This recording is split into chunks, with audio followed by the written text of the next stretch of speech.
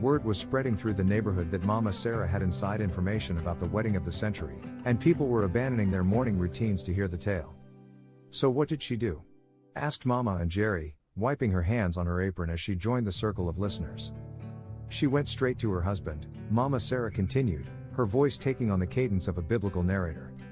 She found him talking to the Ugandan president about trade agreements, and she whispered in his ear, "William, we have a problem. The wine is finished." And what did he say? This from a young man who had been on his way to work but had stopped to listen. According to my cousin's daughter, who was close enough to hear, the president looked at his wife like she had told him the treasury was empty. "What do you mean, finished?" he asked. "We ordered enough wine for 500 people. But Mama Rachel just gave him that look that wives give their husbands when they need to fix something immediately." Kamau chuckled, recognizing the universal nature of that particular marital communication. So what happened next? Did they send someone to the nearest supermarket? "This is where the story becomes truly Kenyan," Mama Sarah said, her voice rising with excitement.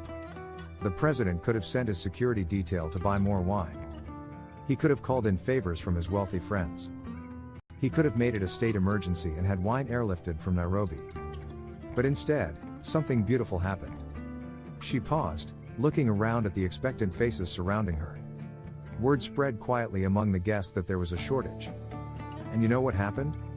Without any announcement, without any official request, the guests started sharing. The governor of Nakuru had brought a case of wine as a gift. He offered it to the servers. The CEO of Safaricom had a bottle of champagne in his car. He sent his driver to get it. Even some of the religious leaders who had brought grape juice for their own consumption offered it to be mixed with whatever wine was left. "A harambe for wine," exclaimed Mama and Jerry, clapping her hands together. "Only in Kenya." "Exactly." Mama Sarah beamed. "My cousin's daughter said it was the most beautiful thing she had ever seen. Powerful people, wealthy people, important people, all quietly contributing whatever they had to make sure the celebration could continue. The servers collected all the bottles and mixed everything together in the kitchen. French wine with South African wine with Kenyan wine with grape juice, it became a truly African blend." Kamau leaned back in his chair, a thoughtful expression on his face.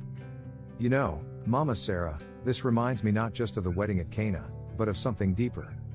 In that biblical story, Jesus didn't just solve a problem, he revealed something about the nature of abundance and community. And maybe that's what happened here too."